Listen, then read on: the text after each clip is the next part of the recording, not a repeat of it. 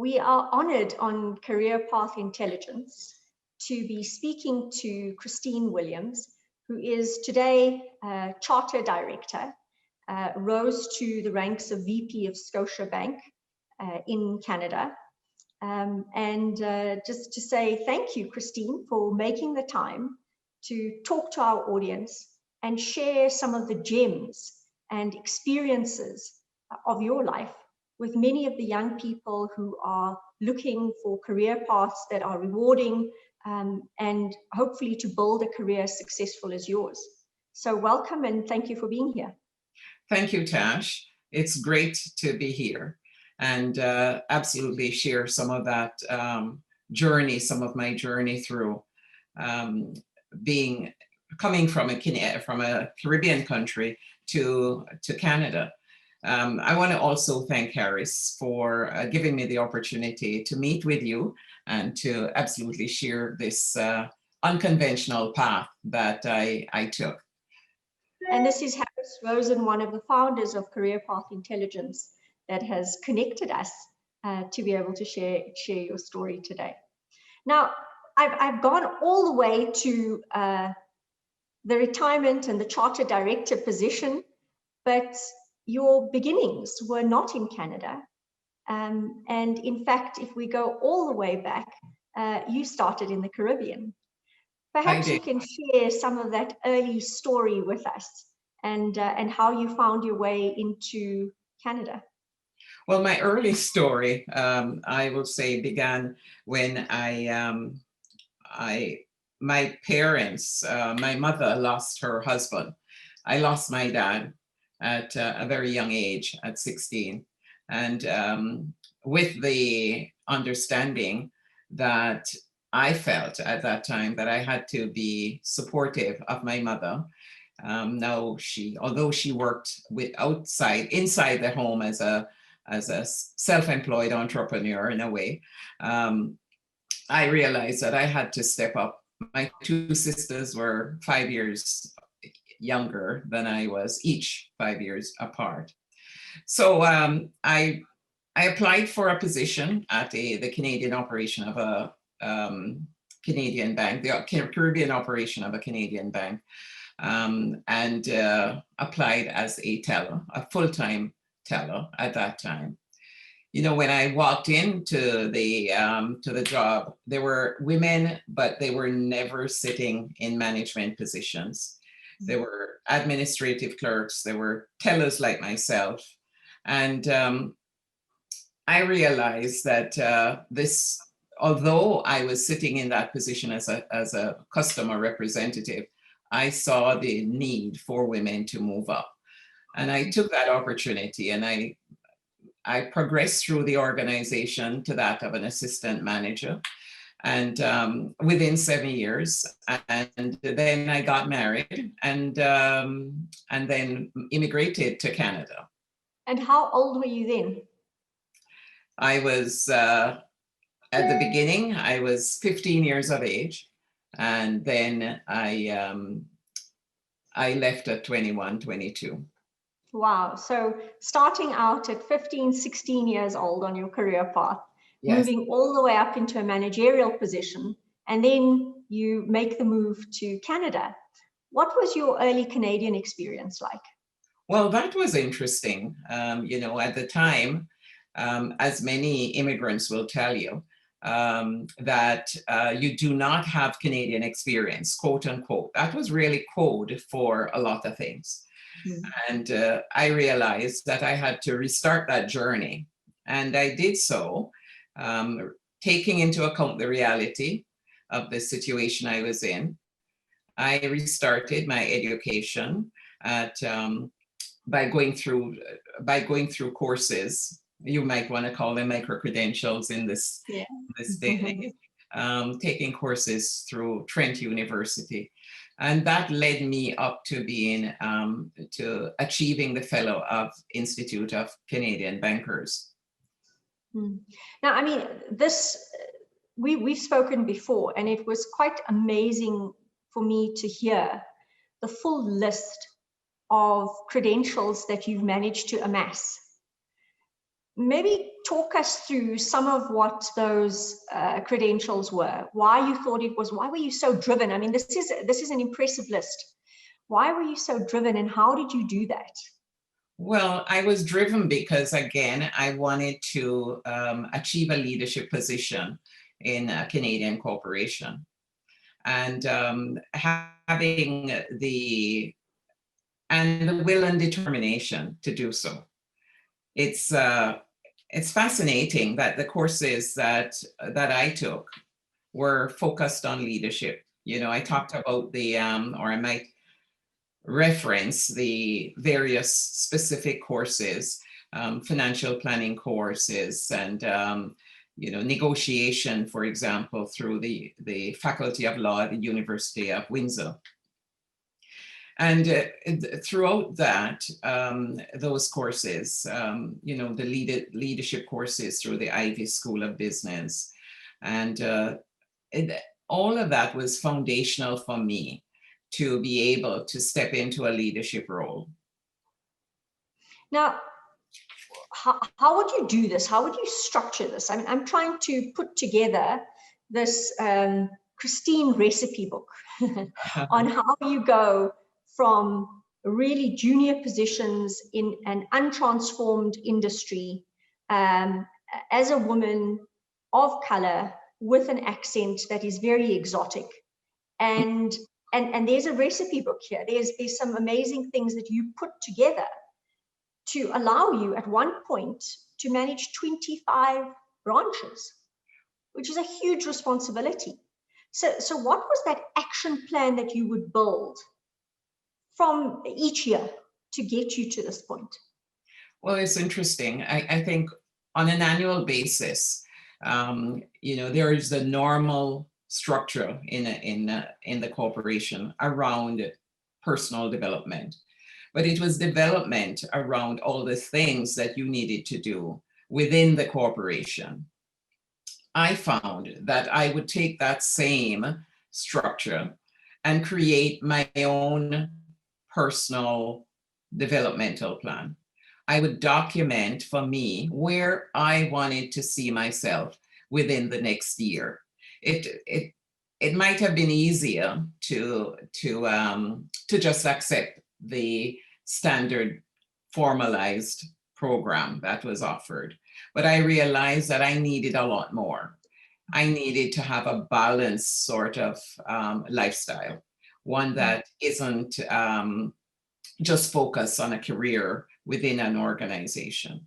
So I would document my own personal development, what courses I needed to do, what was I successful at that year, and what else, what other skills or attitudes or other things I needed to learn.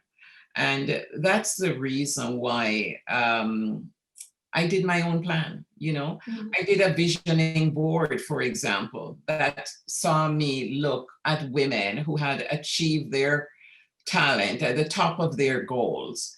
And I would create that board that said, that's where I want to keep my mindset in a position where I could achieve the highest levels of a career or of a purpose or whatever I wanted to achieve. Who were some of those icons that you had up on your vision board? Well, I had one, you know, they were all women. There was Christine Lagarde, for example, was one of my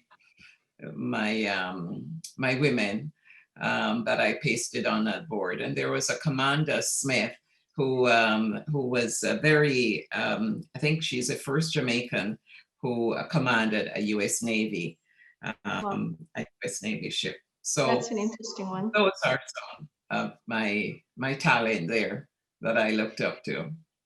So, I mean, that's really interesting. It's not just a little plan scribbled down. This looks like a really detailed, very descriptive, very, very visual way of writing down your plans. And would you check in with yourself during the course of the year on how you were doing against those goals? Absolutely, you would need to do that. I did that, whether I looked at it, no, I wouldn't say that I looked at it every quarter, but Mm. at least once a year, I would look at how I was accomplishing my own personal development, the same way I would for the corporation, that I sat in. And that Mm. I did for many other people who I had the privilege to lead. Now, I look at this plan that you made and all these courses that you've done.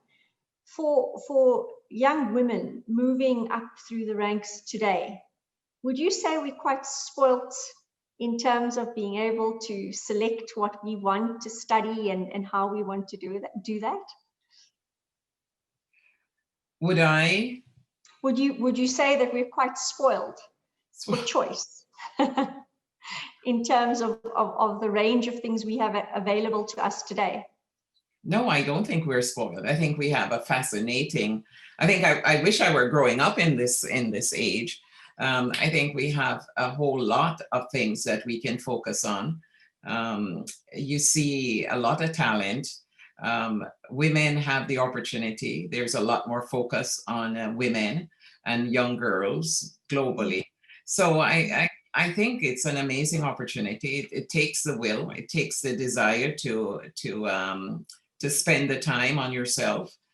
And if that's what you need to do, then women have a voice. I think women have a voice in the world that is required, it's needed, and um, it uplifts organizations without representation of women at any level. It would be not at the successful level that we would want to see it at. So you're starting to talk to the importance of having women and diversity in the workplace and how that contributes to the success of an organization. Yes. And I have to ask this question because there are a lot of young women who are going to be watching this, and young men married to these young women in some cases, where quite often you're taken out of the race, you're taken out of being able to make that contribution because you have your childbearing years, and we know you have children. Yes. How did you balance that out? How did you balance having children with continuing on this relentless career journey? That's I thought about that and how I was able to do that. But at the end of the day, as a family unit, you have to decide what you want to achieve. And I can tell you that there were many days. I came to Canada in 77. I started my courses in 79. And I had my first child in 79. So you start looking at how did I achieve that? I did so because I established a time frame within which I'm going to be studying. And it was decisive. I can't tell you. There was support, yes, from my husband, and I think that's what we decided to do. I think he was a partner in all of this, and without him as a real partner taking up some of the responsibilities, home responsibilities, I probably would not have been able to do what I did. Fantastic. I hope there's a little tell him we said thank you from all of us Yes, in supporting you on behalf of the sisterhood. I say thanks all the time. Yes, it is. You have to be grateful. You have to have a sense of gratitude, and for all the things, all the factors that help you achieve your goals. Yes. Absolutely, absolutely, and I think that's a big part of success. I'm a big believer in gratitude opens channels for more growth. Now, you talked about this vision board and these amazing women like Commander Smith up on that vision board. What do you think, Kamala Harris? How does this feel to have a woman of color, the child of immigrants, hopefully taking the VP office in the United States?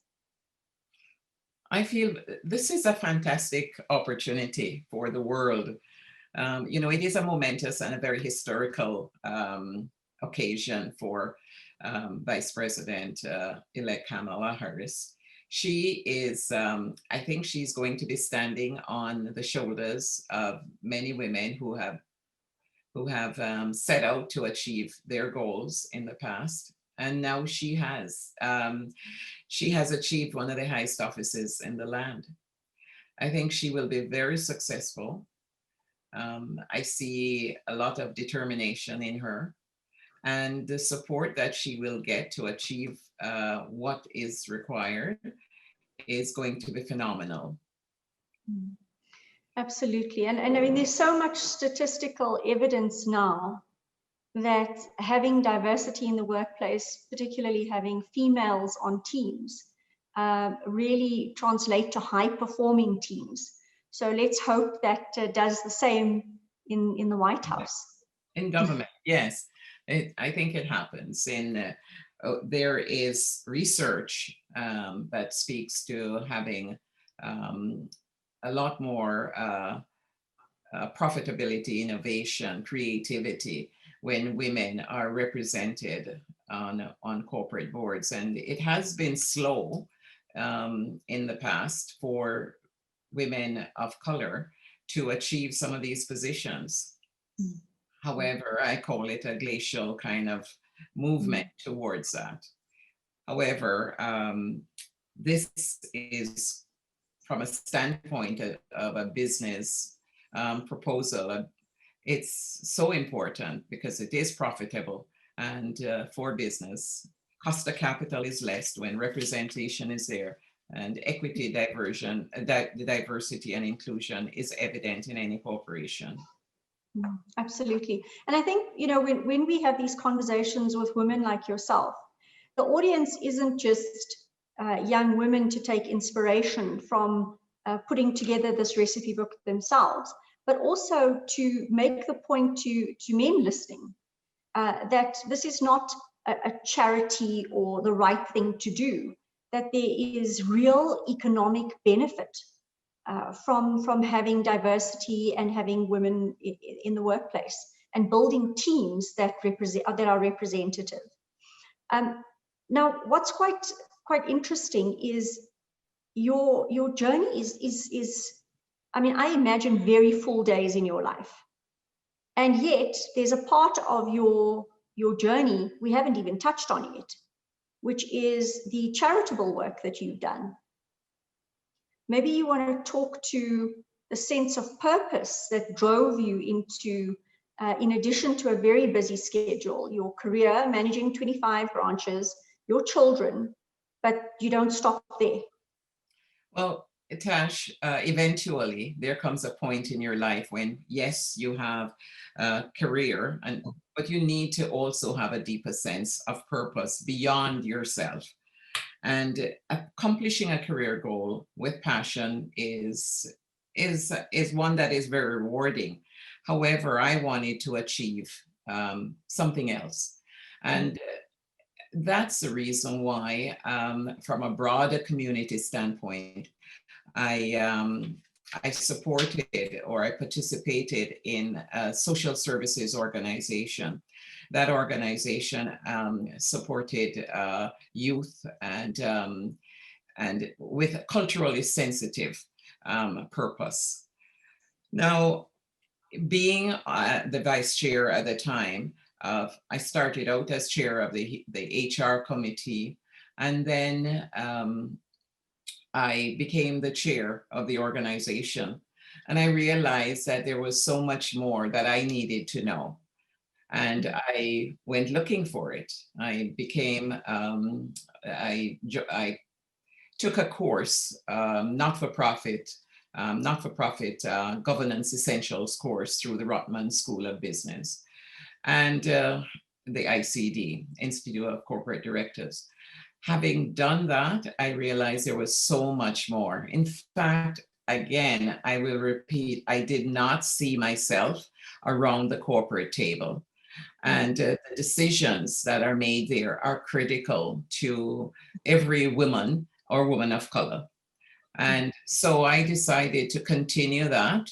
I became interested in corporate governance. It was the switching of my journey from banking to corporate governance. I completed the programs around the Charter Director Program through the Deloitte, the McMaster School of Business and the Groot School of Business, McMaster University, the Groot School of Business.